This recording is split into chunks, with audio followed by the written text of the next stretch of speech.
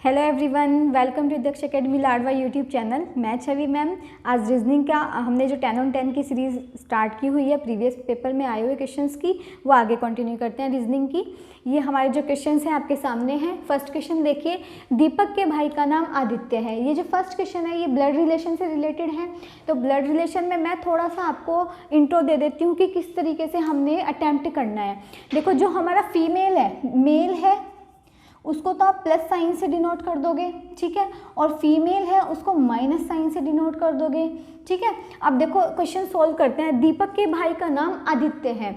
अब इसमें एक और चीज़ आती है। सबसे पहले यहाँ पर स्टेप बाय स्टेप चलते हैं। नीचे वाला यहाँ पे अपने आप को मान लो माई सेल्फ, उससे ऊपर फादर की सीरीज़ है, उससे ऊपर ग्रैंडफादर वाली सीरीज़ होती है। तो इस तरीके से स्टेप बाय स्टेप चलना है, ठीक है। दीपक के भाई का नाम आदित्य है। अब दोनों भाई भाई हैं, यानी कि सेम है, वो एक ही जनरेशन के हैं। तो दीपक को डी से डिनोट कर रहे हैं, ठीक है, और उसके भाई आदित्य को ए से डिनोट कर रहे हैं। अब दोनों ही क्या है, मेल हैं, तो हम छोटा सा इसमें प्लस लगा लेंगे, जिससे हमें पता चल जाए कि ये क्या है, मेल हैं, ठीक है।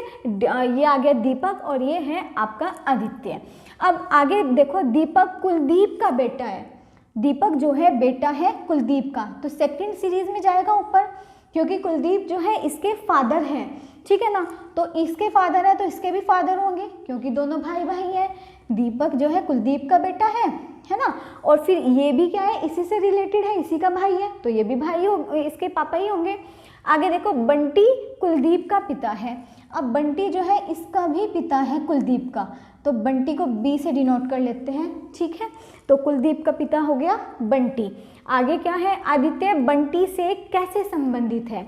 अब ये देखो, जब ये इसका बेटा है तो ये इसके कौन हुए, पापा, और वो उसके पापा है, तो इन दोनों का रिलेशन क्या है, दादा वाला रिलेशन है। ये इसके दादा हैं। सेम ये भी, जब इसका इससे रिलेशन, लास्ट वाला लाइन ध्यान से देखो, आदित्य बंटी से कैसे संबंधित है। इसको उल्टा मत पढ़ो, आदित्य का संबंध पूछ रहे हैं बंटी से, तो हमने वो बताना है कि आदित्य बंटी का क्या लगता है। अब आदित्य क्या है, अब नीचे वाली इस पोजीशन पे है, और वो क्या है, दादा वाली पोजीशन पे है, तो आदित्य कौन लगेगा, उसका पोता लगेगा। तो ऑप्शन देखें, पोता, सी ऑप्शन, पोता उसका बिल्कुल ठीक ऑप्शन है। तो ब्लड रिलेशन को आप एक ग्राफ के थ्रू सॉल्व करोगे, वो आपको बहुत इजी पड़ जाएगा, ठीक है। इसमें सभी मेल कैरेक्टर थे, तो फीमेल वाला माइनस साइन हमारा यूज ही नहीं हुआ, वो हम किसी और क्वेश्चन में देखते हैं, ठीक है फ्रेंड्स।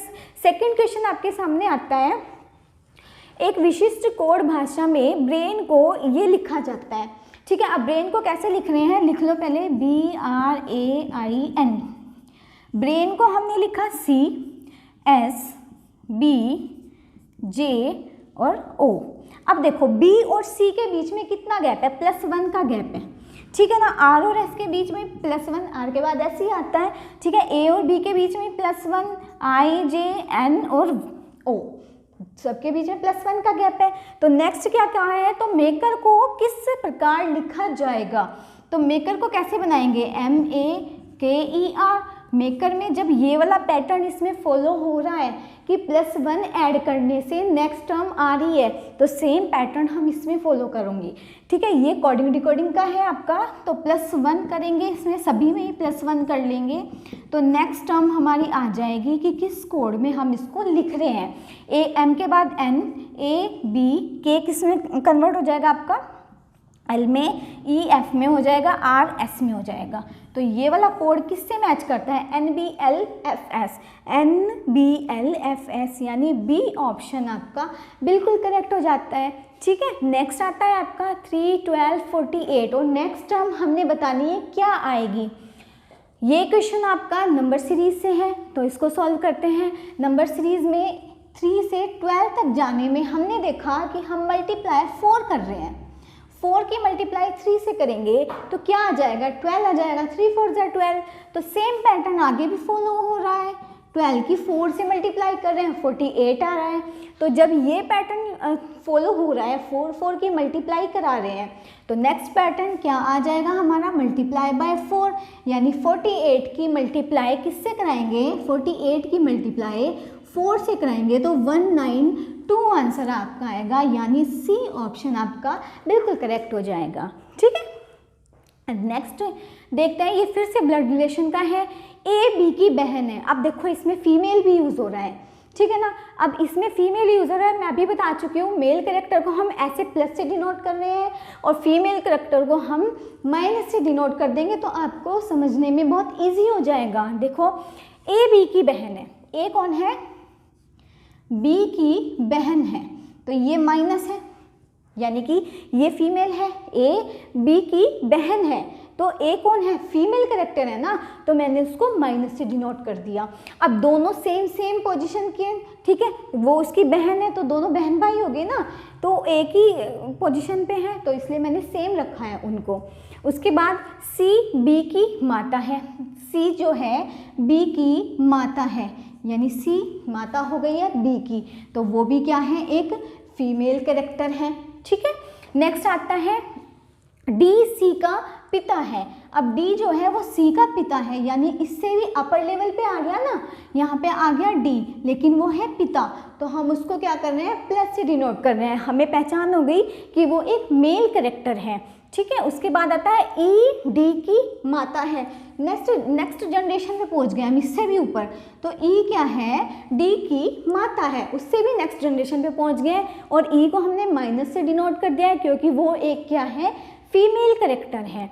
नेक्स्ट आता है ए का डी से संबंध बताओ। अब ए यहाँ पर है और डी वहाँ पर है। पहले तो देखो ये दोनों क्या है, बहन भाई हैं, भाई बहन जो भी है, ए तो इसकी बहन है, फिर इसकी माता है, तो ये क्या है, इसकी भी माता होगी। ठीक है, अब ये कौन है, इसके पिता है, ठीक है ना, ऊपर, तो इससे इसका रिलेशन क्या होगा, अब इसका रिलेशन तो इसकी माता है, तो इसके क्या होंगे, नाना होंगे, ठीक है ना, तो ये भी क्या है, इसके नाना बन जाएंगे, नाना का आपका ऑप्शन आएगा। अब यहाँ पे देखो बेटी, माता, दादी नानी या दादा नाना, तो नाना के साथ दादा भी दिया हुआ है, तो यही डी का ऑप्शन हमारा बिल्कुल करेक्ट हो जाएगा। ठीक है, अब नेक्स्ट आता है ए बी का भाई है, यहाँ पे फिर आपका ब्लड रिलेशन टॉपिक से है। अब इसमें देखो ए क्या है, बी का भाई है, ए बी का भाई है, हमने प्लस से डिनोट किया क्योंकि वो एक मेल कैरेक्टर है। बी सी की पत्नी है, अब जो बी है वो सी की पत्नी है, ये फीमेल है। अब देखो पति पत्नी है, कपल्स हैं, तो हम उनको प्लस से डिनोट कर देंगे, यानी इनके बीच में हमने प्लस लगा दिया, तो हमें पता चल गया ये क्या है, कपल्स हैं, ये फीमेल है, फीमेल बी सी की पत्नी है, ये मेल है और ये फीमेल है। ठीक है, सी डी का पुत्र है। अब सी क्या है, सी डी का पुत्र है, सी जो है वो डी का पुत्र है, यानी कि डी जो है सी का पिता हो गया। ठीक है, और डी ई की पत्नी है, जो डी है ई की पत्नी है, यानी कि इन दोनों में भी कनेक्शन है। ई की पत्नी यानी ये प्लस हो गया और ये माइनस। डी जो है वो आपकी फीमेल कैरेक्टर है और ई जो है वो आपका मेल कैरेक्टर है। डी ई की पत्नी हो गई। नेक्स्ट आता है ई बी का क्या है, यानी ई और बी में संबंध बताना है। ई बी का क्या है, ई जो है वो यहाँ पर आता है, पूछ रहे हैं ई बी का क्या लगेगा। अब देखो ये इसके साथ कनेक्टेड है, ठीक है ना, और ये इसके साथ कनेक्टेड है, ये दोनों क्या हो गए, कपल्स हो गए, और ये दोनों कपल्स हो गए, और ये क्या थी, इनकी बेटी थी। ठीक है, तो इनके बीच में आ जाएगा आपका ससुर का रिलेशन, क्योंकि वो इसकी बहू है ना, पत्नी है वो उसकी। ठीक है, तो और वो उसके पिता बैठते हैं, तो ये बी और ई का रिलेशन ससुर का आएगा, तो हमारा ऑप्शन बी बिल्कुल करेक्ट हो जाएगा। नेक्स्ट क्वेश्चन स्टार्ट करते हैं। नेक्स्ट क्वेश्चन है हमारा 6th, यदि के का अर्थ घटाना हो, यानी कि हमने ऐसे मेंशन कर दिया कि घटाना सब्ट्रैक्शन होता है। एल का अर्थ भाग यानी कि डिवीज़न होता है। एम का अर्थ लिया है जोड़, जोड़ का मतलब होता है एडिशन, और डी का अर्थ लिया है गुना यानी मल्टीप्लाई। अब हम इन वालों को, इन वाली इस टर्म को यहाँ पर सब्स्टिट्यूट कर देंगे 117, ठीक है। एल का मीन्स क्या है, एल का मीन्स है डिवाइड, लिख दिया, 3 लिखा, फिर आया के का मीन्स यहाँ पे दिया हुआ है सब्ट्रैक्शन, लगा दिया माइनस, फिर से आया 5, उसके बाद एम का मीनिंग क्या है प्लस करना, प्लस, उसके बाद आया 12, और डी का मीनिंग है मल्टीप्लाई 8। तो इसकी वैल्यू हमें फाइंड आउट करनी है, इसमें वही बोर्डमास रूल जाएगा। बोर्डमास रूल हम पहले भी डिस्कस कर चुके हैं अपनी इससे पहली वीडियोस में, ठीक है। इसमें ब्रैकेट तो नहीं है, सिर्फ डमास यूज़ करेंगे। डी का मतलब डिवाइड, एम का मतलब मल्टीप्लाई, ए का मतलब एडिशन, और एस का मतलब सब्ट्रैक्शन, यानी कि हम सबसे पहले डिवाइड करेंगे, फिर मल्टीप्लाई, फिर एडिशन, और फिर सब्ट्रैक्शन करेंगे। तो इसमें सबसे पहले क्या होगा, डिवाइड यहाँ पर होगा। इसको कैसे करेंगे, 117 को जब हम 3 से डिवाइड करते हैं तो क्या आएगा, प्लस लगाया 12 और 8, ठीक है। जब हम 3 से इसको डिवाइड करेंगे तो क्या आएगा, डिवाइड करो, यहाँ पे 3 3 ज़ा 9, 10 11, 2 बचे हैं यहाँ पे, और 3 9 ज़ा 27, तो 39 आ जाता है। माइनस लगाया 5, प्लस करा 12। अब यहाँ पे देखो उसके बाद मल्टीप्लाई करनी है, तो हम डायरेक्टली यहाँ पे मल्टीप्लाई करके लिख दें, 12 8 ज़ा 96 हो जाता है। अब हमने करना है क्या है, एडिशन करना है, तो एडिशन इन दोनों का होगा, इसके साथ तो क्या है माइनस है, तो एडिशन होगा इन दोनों का, क्या आएगा 135 माइनस 5, ये आ जाता है आपका आंसर, आएगा माइनस करके 130। तो ये आ जाएगा सी ऑप्शन 130 आपका बिल्कुल ठीक हो जाएगा। नेक्स्ट आता है आपका दिए गए विकल्पों में विषम संख्या युग्म चुनिए। विषम संख्या क्या होती है आप पहले ये बताएं। इवन और ओड, सम और विषम 2 संख्याएं होती हैं। सम संख्या वो संख्याएं होती हैं जो 2 से डिवाइड हो जाती हैं, और विषम संख्याएं वो संख्याएं होती हैं जो 2 से डिवाइड नहीं होती। अब देखो हमने विषम संख्या युग्म चुनना है। अब 1 है, 1 तो सिंपली है, 19 है, 19 इंटू 1 बन जाएगा क्योंकि ये एक प्राइम नंबर है, अभाज्य संख्या है।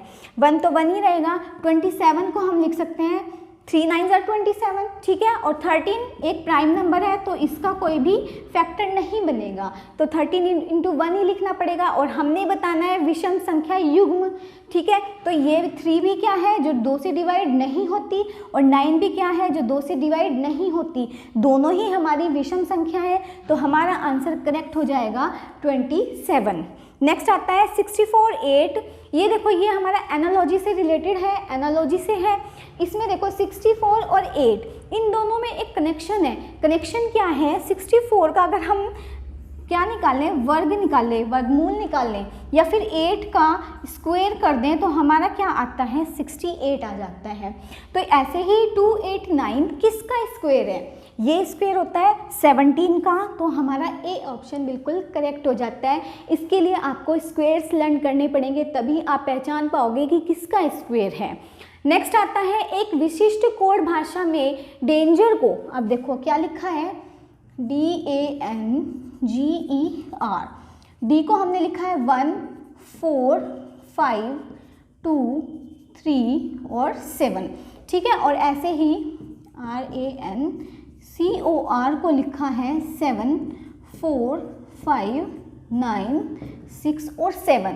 तब पूछा है हमें RAGE, इसको हम कैसे लिख पाएंगे। अब देखो सब नंबर्स दिए हुए हैं, बहुत सिंपल है, बहुत ही ज़्यादा सिंपल है। R का नंबर क्या दिया हुआ है 7, लिख दो यहाँ पे 7। A का नंबर दिया हुआ है 4, दोनों में ही 4 दिया हुआ है तो A को लिख दो 4। G का नंबर क्या दिया हुआ है, यहाँ पे G को कोड किया हुआ है 2, और E का कोड किया हुआ है 3। तो हमारा ऑप्शन क्या बन गया, ये बन गया 7 4 2 3, 7 4 2 3, यानी सी ऑप्शन आपका बिल्कुल करेक्ट हो जाता है। ये भी आपका कोडिंग डिकोडिंग से था। नेक्स्ट आता है निम्न शब्दों को तर्कसंगत अनुक्रम में लगाएं, यानी कि आपके जो ये शब्द दिए हैं इनको आपको अनुक्रम में लगाना है, स्टेप बाय स्टेप लगाना है कि फर्स्ट स्टेप में आप क्या काम करोगे। देखो ऑप्शन क्या है, काटना, पहनना, निशान लगाना, मापना, सिलना, यानी स्टिचिंग से रिलेटेड है। तो सबसे पहले क्या आएगा, मापना, मापना। उसके बाद का क्या ऑप्शन है, उसके बाद आप क्या करोगे, निशान लगाओगे, निशान लगाना। फिर क्या होगा, उसके बाद होगा काटना, काटोगे ही ना, निशान लगा के तो कपड़े को काटते हैं। उसके बाद क्या होता है, सिलेंगे, कटने के बाद ही सिलेगा और उसका बाद आएगा पहनना, उसके बाद पहना जाएगा।